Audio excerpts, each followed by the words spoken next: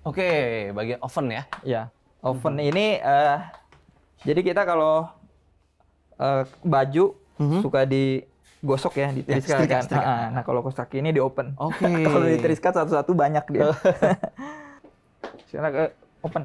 Oke, ini bagian Ya. ruangan oven. Assalamualaikum. Assalamualaikum. Ya. Ini Oke. tadi kan keluar dari sinjahit terus dibalikin. Dibalikin. Nah, kaos kakinya itu agak lecek. Lecek. Nah, sekarang supaya rapi juga supaya apa namanya terbentuk ya, berbentuk kaki. Dia dicetak istilahnya. Oh, dicetak terus dipanasin. Tadi itu masih lurus dia. Ya, masih bentuknya agak lurus ya. Nah, ini Ini bentuk pola kakinya ya. Pola, iya. Dibentuk. Oke. Gitu. Ini kurang lebih masuk di oven sekitar 7 sampai 10 menit. Wah, cepat juga. Gitu, Nah, ya. ini untuk satu oven ini kapasitas bisa berapa? Kapasitas ini sekitar 10 lusin ya, kurang 10 lebih. lusin. Iya, Oke. kurang lebih. Berarti habis dari sini, maaf, mungkin ini bisa, ini udah yang udah jadinya ya? Belum. Oh, belum nih. Belum. Oke, ada contoh yang sudah di oven? Ada. Tapi belum keluar. Oh, ada di dalam Masih ya? di open ya. Oke. Di dalam. Nah, dari sini Dari kemana sini ya? open, nah langsung masuk ke packing, bagian packing.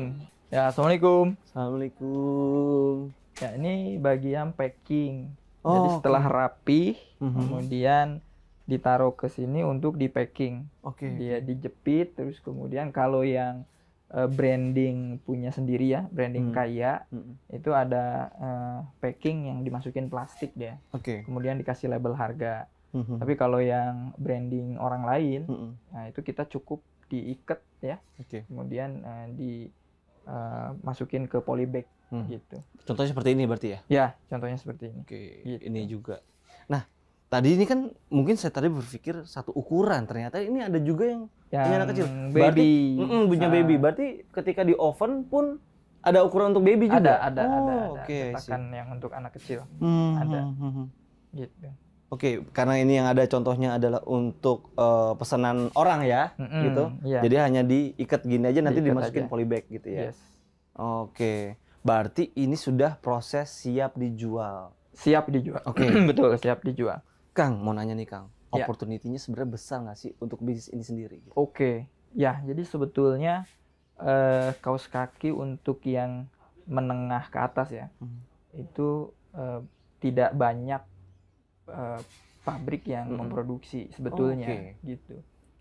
Kebanyakan yang memang sekarang apa namanya pasarnya cukup luas itu memang yang menengah ke bawah, gitu. Dan memang bahannya yang digunakan dia bukan katun. Bukan katun ya, banyak spandek ya. Banyaknya PE ya, Oh, PE PE. atau dia yang level lebih bawah, apa istilahnya nilon gitu ya. Cuma memang marketnya tidak sebanyak market yang menengah ke bawah, Oh, oke. tidak sebanyak itu. Nah, kita marketnya memang menengah ke atas. Nah, peluangnya adalah karena pemainnya tidak terlalu banyak.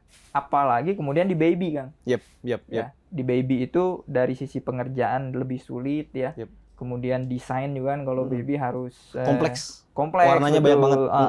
Nah, salah satu kekuatan di kita ini adalah desain kita itu detail. Oke. Gitu, detail dan dia desainnya kan langsung dirajutnya kan. Yep. Di mesin tadi itu Di ya? mesin berarti? tadi gitu. Karena ada juga model kaos kaki yang desainnya atau polanya, gambarnya itu dia di print. Jadi keluar dari mesin yang tadi itu polos, ya nanti dia di print. Oke. Ada juga yang gitu. Nah, kalau kita kekuatannya betul-betul desainnya itu dirajut. Jadi sangat detail. Gitu. Makanya kalau bisa dibilang memang produk kita harganya cukup mahal ya, karena memang pasar yang kita sasar adalah menengah ke atas. Yang melihat juga detailnya itu Iya, ya gitu. iya, Berarti benar. gini juga ya, berarti kita selagi mau berbisnis itu harus tahu kemana kita ingin memasarkan produk kita. Betul. Gitu Itu ya. penting. Itu penting banget. Jadi supaya tidak bias dan kita juga fokus sama pasar yang ingin kita tuju gitu ya. Betul. Oke. Diferensiasinya jelas lah Jelas. bahwa kita menyasar menengah ke atas dari sisi apa namanya daya beli ya. Gitu. Oke, Kang, kalau boleh nanya nih, Kang. Ini sih nanya-nanya aja ya gitu ya. Kalaulah ada anggota jemaat juga ingin berbisnis, wah saya juga ingin bisnis kaos kaki, itu peluangnya terbuka lebar nggak sih Kang untuk usaha seperti Untuk ini? usaha, iya. Justru memang saya melihat sebuah bisnis itu sebuah bisnis yang kuat ya. Itu adalah bisnis yang punya distribusi juga yang kuat, gitu. Nah saya terpikir contoh ya misalkan yang selalu ada di benak saya. Ya kita tahu yang namanya toko Indomart titik-titik ya atau Alfamart titik-titik gitu ya. Itu kan sebenarnya kekuatannya karena dia punya titik distribusi yang banyak, gitu kan. Nah, ketika dia punya titik distribusi yang banyak, ya nanti produk apapun yang mau dijual ke dia, dia bisa tinggal menggunakan jalur distribusi itu. Yes. Gitu. Jadi memang saya selalu berpikir ketika kita ingin mengembangkan bisnis, salah satu kuncinya itu kita bisa pegang distribusi. Kalau dia bisa pegang distribusi, berarti dia bisa pegang pasar tuh. Oke. Gitu kan? Karena Iya, kan betul. ujungnya bisnis itu Iya, pasar kan. pasarnya. Iya Iya, kan? betul. Kalau pasar itu bisa kita pegang, distribusi itu bisa kita pegang, maka kita bisa pegang pasar, kita bisa pegang kebutuhan pasar. Nah, saya selalu berpikir distribusi yang ada di jemaat itu kan luas ya. Hampir di seluruh provinsi ada jemaatnya gitu. Saya pikir ya peluang di jemaat justru cukup besar kalau ada memang anggota jemaat yang ingin menjadi distributor kaos kaki di wilayahnya masing-masing, maka kita bisa buka langsung dari produknya, dari pabriknya langsung gitu ya? dari pabriknya dan jadi distributor kaos kaki di tempat di mana rekan-rekan jemaat ada gitu. Nah, ketika kita sudah bisa memanfaatkan persebaran jemaat itu menjadi sentra-sentra ekonomi, sentra-sentra bisnis, saya pikir mewujudkan lapangan kerja baru lagi. Ya, mewujudkan sebuah bisnis yang mempunyai distribusi di seluruh Indonesia bisa sama-sama kita wujudkan oleh jemaat. Saya pikir ya peluangnya besar sekali. Oke. Gitu. Jadi langsung dari tangan pertama, langsung dari pabriknya. Jadi nggak ada lagi gap harga yang tinggi. Gitu. Oke. Sebenarnya dalam bisnis ini pun sebenarnya apa value yang lagi dibangun? Ya, tentu ya tadi saya bilang ketika saya akan memulai bisnis, saya selalu fokus kepada value apa yang mau saya bangun dengan bisnis ini ya. Itu yang akan menjadi nilai-nilai dari bisnis yang akan kita bangun. Nah, yang pertama tentu sebagaimana kita diciptakan oleh Allah Ta'ala untuk beribadah kepada Allah Ta'ala. Itu yang menjadi basis setiap usaha yang kita lakukan. Ya.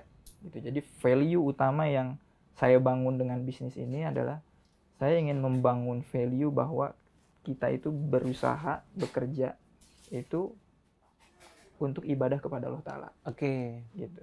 Itu value utama dari bisnis yang saya bangun. Gitu. Nah, value ini juga saya lakukan internalisasi menjadi value-value para karyawannya. Gitu. Jadi karyawan juga harus punya value yang sama, bahwa ketika karyawan itu datang dari rumah pergi ke pabrik ini, itu tujuannya bukan untuk bekerja, tapi untuk ibadah. Gitu. Value itu yang saya bangun dengan bisnis ini. Nah, kemudian value kedua yang saya bangun, saya meyakini bahwa salah satu kunci kesuksesan dalam setiap usaha kita, apapun bentuk usahanya, apapun bentuk bisnisnya, itu adalah integritas. Oke, betul. Integrity yang dalam bahasa sederhananya ya jujur dan bertanggung jawab. Gitu.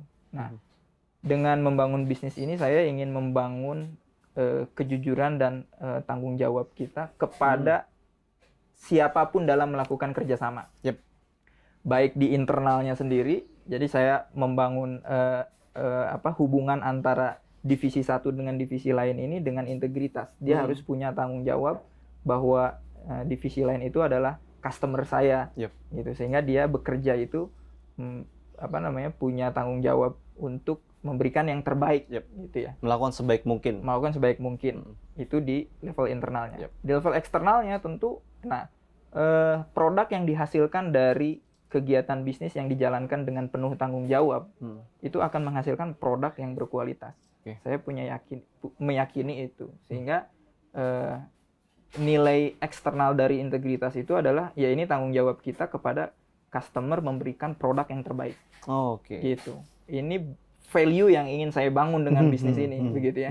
Dan saya yakin sebenarnya value ini juga harus berlaku di bisnis apapun, Iya. di produk apapun. Kalau produk itu dibangun dengan kejujuran, dengan tanggung jawab, Yep. itu pasti akan menghasilkan kualitas yang Baik. gitu. Betul. Nah, Betul. itu nilai kedua yang saya ingin bangun dari bisnis ini. Nilai ketiga dan keempat yang ingin saya bangun dari bisnis ini adalah value terkait dengan advance dan adaptif.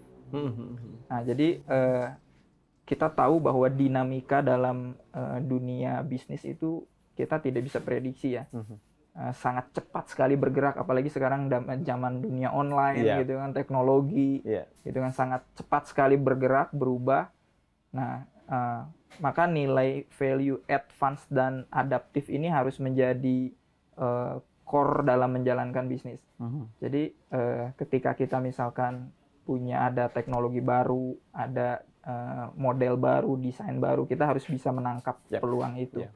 Dan Harus update dengan harus dunia ya. sangat update gitu, karena dunia sangat cepat Cepat berubah ya. Betul. Gitu. Balik lagi apapun bisnisnya, Iya. tidak hanya kaos kaki ya.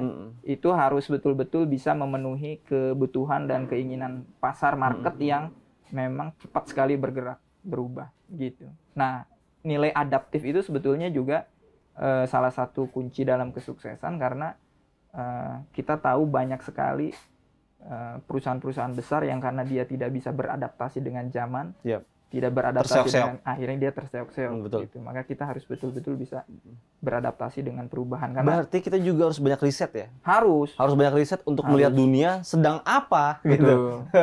sedang butuh apa. Kebutuhannya lagi apa ini gitu. Jadi kita Iya. bisa beradaptasi dengan dunia yang ada dan kita melakukan bisnis itu gitu. Betul. Dan penting sekali nilai-nilai itu harus bisa diinternalisasi kepada karyawan, supaya perubahan-perubahan yang kita lakukan di manajemen itu karyawan bisa ikutin flow-nya.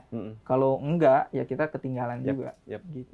Itu mungkin yang ingin dibangun dari sebuah bisnis. Gitu. Nah, Kang, nanti nih Kang, kalau next-nya nih ke depan, kan ini adalah program baru juga Ya. untuk mensupport para anggota juga ingin startup, namanya juga program Ya. startup bisnis gitu ya. Heeh.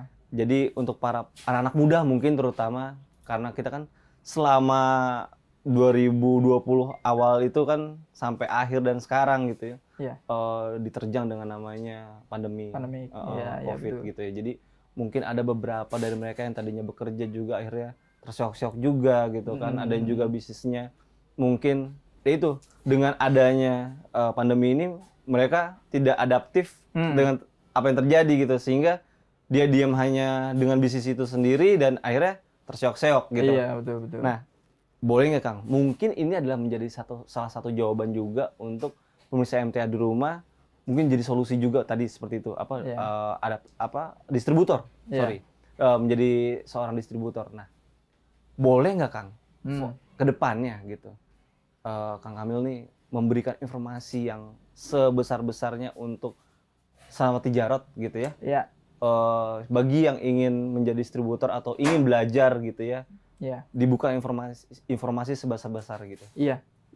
Saya pikir ya kesempatan ini mungkin juga sangat baik ya untuk saya menginformasikan kepada rekan-rekan ya anggota Amadi bahwa saya bukan hanya ingin membuka informasi ya, tapi juga saya ingin membuka kesempatan modal ya. Yep. Dalam arti modal itu kan produk gitu kan, jaringan gitu, edukasi, pendidikan, bagaimana produk knowledge dari kaos kaki itu saya membuka selebar-lebarnya untuk join bersama kita, sama-sama membangun distribusi gitu. Jadi mungkin bukan hanya memberikan informasi, tapi juga saya akan memberikan support produk, itu kan, baik itu produk ya kaos kakinya ataupun tools marketingnya, itu kita akan support gitu. Justru itu yang juga saya inginkan sebenarnya, membangun distribusi di